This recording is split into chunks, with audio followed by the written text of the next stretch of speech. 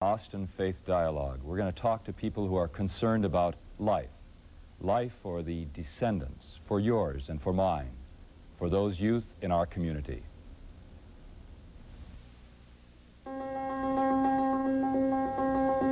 This is Austin Faith Dialogue, a public affairs program discussing the important crossroad of religion and life, produced by the Austin Metropolitan Ministries in cooperation with KTBC-TV. Austin Faith Dialogue highlights the interaction of the religious community with the social and cultural issues throughout our area. Now, today's edition of Austin Faith Dialogue. When we talk about life for the people of our community, we talk about the various institutions that are a part of the Austin community life. And today we have individuals who are working with the youth, the juveniles of our community. Steve Robinson is Chief Probation Officer for the Travis County Juvenile Corrections Court, and with him is Chaplain Floyd Vick. And they're going to talk with you about what goes on in the 2500 block of South Congress. Steve, Floyd, welcome to Austin Faith Dialogue. Good morning. Good morning. How'd you get into work with juveniles, with youth?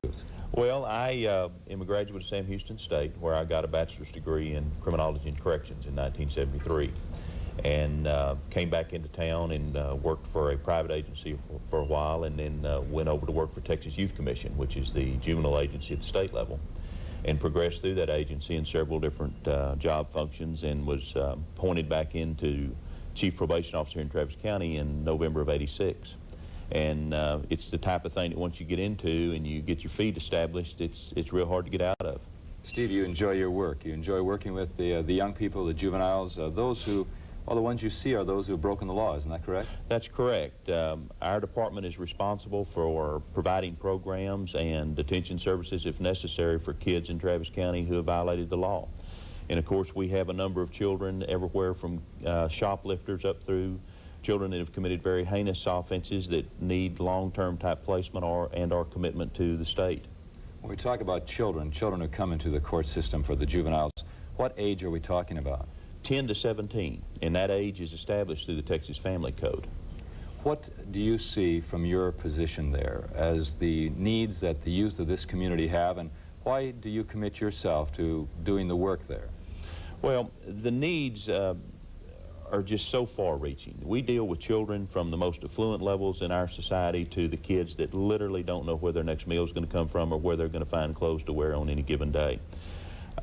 My commitment really comes to the community. I enjoy dealing with the kids. I like to see kids succeed, but I also enjoy being of service to the community. The biggest thing that we need are programs at the community level to deal with kids in an appropriate way. And as we've talked earlier, whether that means prodding, pushing, shoving, oftentimes dragging, kids need good role models, they need good supervision, they need educations, and that's what our job is, to ensure that those kids referred to the Juvenile Probation Department are going to receive services that are going to push them into, or drag them into, if that's what it takes, an appropriate and non-offending lifestyle. When a youth in this community, one of our descendants, a valuable youth in our community, breaks the law, what's the process? What happens? Well, we work off of what are called referrals, and that's one of those kids in our community has been arrested. And an officer that makes an arrest of one of the 21 law enforcement agencies in Travis County is going to have an opportunity to either issue an offense report or issue a field citation to that particular child and then forward the paperwork to us for processing. Or if the officer feels like it's necessary, they can actually effect an arrest there, put the child in their car and bring them to us. In that process then, we're open 24 hours a day, 7 days a week. We've got certified probation officers that are going to make a decision whether that child needs to be detained or whether they can be released under supervision of a parent or guardian and brought back at a time in the future when we want to take them before the court and begin to investigate the circumstances surrounding the case. Either to be detained or possibly to be released to their parents, you said. That's correct. I want to pursue that with you in just a minute, but Floyd, you're chaplain out there. You are sponsored by Austin Metropolitan Ministry, is that correct? Tell us a little bit about your position. As a chaplain at the center, I am paid by the county, as is common with the chaplain at the jail in Del Valley. But the Austin Metro Ministry has had a long-term investment in ministry to the children. And initially, provided support. They continue to support in terms of housing in addition to the salary that the county pays. Floyd, when do you first interact with a youth that comes in? These are kids, 10 to 17. When is your first contact with them? If in the decision of the trained counselor there that they are to be detained and they are actually put in the facility, then I initiate that contact. And it's by invitation only. I knock on the door and introduce myself, and so it's voluntary on their part. What do you find? Do you say, chaplains, they represent religion, I don't want anything to do with it, or are they open and receptive to you? The great majority are actually receptive. Surprisingly, the number is quite large that will actually at least have an opportunity to visit. And now their response later on is not always as affirmative as we'd like, but they're a precious child and we want to work with that. They are precious children. And after you talk to them, Floyd, then do you contact their faith community? How do you go about doing that? Whatever their faith community is, whatever religion, if they request that, I will contact their religious support group and try to make arrangements to be helpful to, and tie that to their needs there. Watching this program are people from all faiths within our community. And I'm wondering, they're probably saying, well, I wonder if they contact my pastor, my rabbi. How do you go about doing that? Do you call the place? If the youngster will identify that person, be it a rabbi or a priest or a minister, whatever the religious preference of that child, if they will identify that person, I will initiate that contact and make arrangements so that person can come and visit that child if they so desire, if the child wants that visit. Floyd, Steve, we hear a lot about youth at risk today in our community, and it seems strange. We live in a wonderful place. Before the program started, we were talking about how beautiful the city of Austin is, and yet we have some serious problems in this community. From the point of view of being the spiritual mentor, Floyd, to not only the juveniles who come to Gardner Betts, but also to the staff, what do you sense about the spirituality of the youth who come in there? What are they looking for? Do they have questions regarding spirituality? Many have questions. They need that supportive group. Many of them are there because of dysfunctional families. They simply, some need hope, do not have hope, and so we hopefully provide that in our support. As a person in 36 years in the ministry, to move into a county organization, the term bureaucracy, I want to say with a word of affirmation that the county has committed people that are in that business of working with children. I think it's a very important message to be said on this program, that you affirm to the public in general that those who work at Gardner Betts and in this system are committed to the youth and to the community at large. Steve, I had the opportunity to visit with you in your office, and I was amazed when I left there. Matter of fact, I went to my home parish and talked about you and what you do. You seem to be a person of hope. What is your hope for those youth, those 10 to 17-year-olds who come to Gardner Betts? Well, I have a fairly unique perspective because having been involved in juvenile system as long as I have, my wife also works in the adult system, and I see how the system just self-perpetuates itself. And if we don't have a vision and don't have some hope for the kids coming into the system, what I would call some way to turn off the faucet, you know, we're going to continue in the maze that we're in now. My vision simply has to do with the community building a fabric, to understand that the children, whether they be whatever side of town it be, whether they be affluent or poor, they are children of this community. And we have a community responsibility to build a fabric to support those kids. And I know we all like to say, and we run into that constantly, well, it's the parents' responsibility and they need to do this and they need to do that. Well, the fact of the business is it doesn't happen all the time. And when it doesn't happen, we've got hard choices to make. We need to determine, are we going to pay for these kids in the juvenile justice system and then as adult criminals? Or are we going to shore around them now, put foundations around them and help them work through the community system and keep them out of the juvenile justice system and the adult system? So my vision and where we're going with this, Carl, and where I want to see Travis County go is to understand, first of all, we do have some kids that have to be removed from this community. But we have a lot more kids. A majority of the kids involved somewhat in the juvenile justice system are very immersed in the juvenile justice system that are worth saving. And it's a community that needs to rally around those programs to put in force to save those kids. It's our community, it's our responsibility. Our role is to try to lead the community and develop programs to show and provide the right role model for the community and how those programs can work. In just a moment, we're going to run a video of the dedication of the facility. But before we do that, I want to ask you, how many youth do you have your hands on during the course of a year? Well, we received last year, the year that just is ended, our fiscal year, very close to 5,700 referrals. So that's 5,700 kids, and that's probably close to 3,500 individuals. Some of them haven't been referred more than one time, needless to say. But at any given time, this month, at the end of January, we had 1,300 children on some type of supervision from the department. Let's look at that footage now and see what it looks like at Gardner Betts. This is a beautiful facility. Steve, tell us what we're looking at. Sure. We're looking at the, now we're in the entrance area. The long hallway goes back into detention, the administrative area upstairs. We're looking down from upstairs there now at the entrance. Now we're looking back. This is the outside recreation area that is secure. This is the detention area. We have 47 beds online now for the detention of kids. We actually are staffed to hold 32, an average daily population of 32, and we do have some money for temporary staff when we run over that.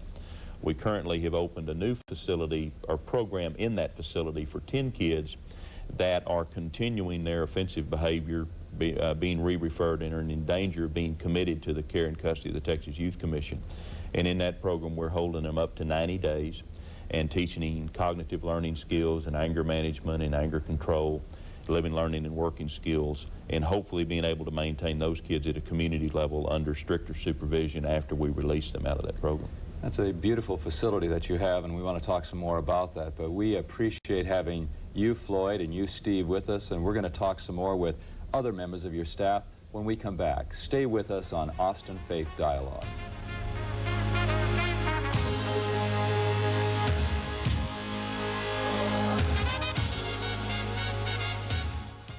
Serving Austin means serving you. Each day, Austin Metropolitan Ministries is religion in action, providing affordable housing, caring for the elderly, marching against hunger, and much more. AMM promotes understanding, cooperation, and social involvement. So when we ask for your help, we're really asking to help you, Austin. To find out how you can help Austin Metropolitan Ministries help Austin through its member organizations, just call 472-7627.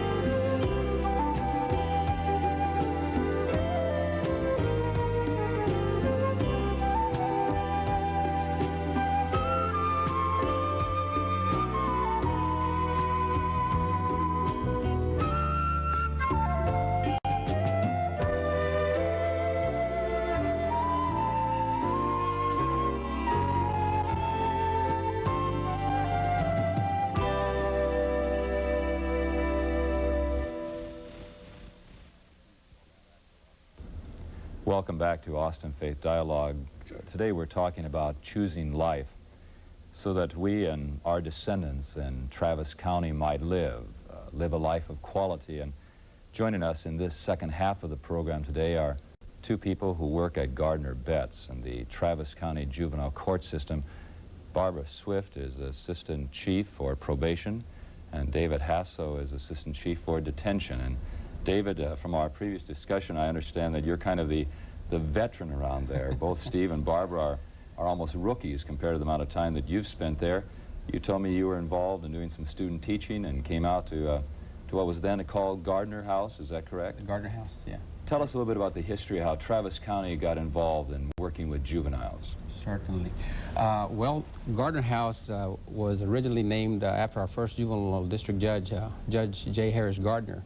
And most people in the community will relate to the facility out there as Gardner House, as opposed to the Travis County Juvenile Court Department complex. But David, it's always been in the 2500 block of South Congress, is that correct? As far as I know, yes, sir. It's always been at 2550 South Congress. What I'd like to do in telling you a little bit about our program is tell you how it got started. The first Juvenile Court Act in Texas was adopted in 1907, and that particular act created juvenile delinquency courts and also permissively provided for the appointment of juvenile probation officers. This is back in 1907. This was Texas's first effort to begin to remove the children from jails from being prosecuted in the adult system. And so our community leaders, being as gracious and as foresighted as they are, began to plan for the department here. Back in those days, children who broke the law, who were prosecuted, were sentenced to the adult system or to local jails, and in some instances were sent to the Gatesville Reformatory that was established in 1893. Then what happened is that the second Juvenile Court Act in Texas was adopted in 1943, and it is this particular act that gave meaning to our local department here. So the first one was in 1907. 1907. And then the second one was in 1943. 1943. But it seems to me that they were rather enlightened in 1907, that they wanted to separate the juveniles from the adult prison population. That's correct. There was a big movement across the country to begin to move the juveniles from the adult system. Back in those days, the children were subjected to the same harsh criminal laws that were on the books that applied to adults, and they were treated like adults. If they got convicted, they went to jail like an adult. So they began to see the need for a more humane system, a separate individual system that would take care of the children. And so that's what happened across the country. And Illinois, for example, passed the first Juvenile Court Act in 1899. And shortly thereafter, our state passed the first one in 1907. Texas wasn't far behind then, was it? And then subsequently in 1843. Again, this is the one that I think really established the Travis County Juvenile Court and its Juvenile Probation Department. What about the facilities out there? When were they built, David? Okay, the facilities, as I understand it, were donated by the famous Brown family here in town, the Brown schools, that particular family. They owned the property at 2515 South Congress. And in donating the property, they also donated a wooden house that was there. And the house initially housed the probation department as well as the facility for detaining children. And the staff operated out of that old house until 1958. Just before 1958, in the mid-50s, the juvenile board, which consisted of 4 district judges and the county judge and the county commissioners and some other leaders in the community, began to make plans for a new facility. They saw the need. And in 1958, they dedicated a brand new facility that had a juvenile court room, the detention facility, as well as administrative offices for staff. That particular facility was used until 1988. It lasted 30 years. And it just simply outgrew its, its need. I think Steve Robinson said early in the program, David, that we just wore it out. Is that right? It had served its purposes in 30 years and was kind of worn out and needed a new facility. Precisely. That's exactly what happened. You were there for both the old facility and the new facility. What are the differences from the old facility and the new facility? Well, the old facility was not as well designed as this one is. There were a lot of problems with it in that I guess the architecture back then for designing new facilities wasn't as keen as it is today. So the one that we have today is in compliance with federal laws and state laws as well. State of the art, isn't it? Exactly. It's a lovely looking facility. We also saw clips of that earlier in the program. What about the detention area? I want to talk with you about that because that's where you are in charge of the detention area. But first let's talk with Barbara a little bit about her responsibility. Barbara Swift, welcome to Austin Faith Dialogue. Good to have you on the program. Good morning. Now, you're kind of really the rookie. You're a new kid on the block, isn't that That's right? You've been there how long? I started to work at Gardner Betts in May of this year. What do you enjoy about your work? What are the challenges you find there working with juveniles from 10 to 17? Well, I think the thing that I enjoy, Carl, is that to me, juvenile probation offers the opportunity to make a change in a child's life and hopefully keep them from moving into an adult system. I think also that we have a lot of excellent programs that we offer to assist the kids in trying to incorporate some structure into their lives, provide them with some skills that they don't have now, and hopefully to bring about a change not only in their life but also to help their families as well. We're interested in choosing life for our kids, for ourselves. And you mentioned about a change in their lives and giving them some skills.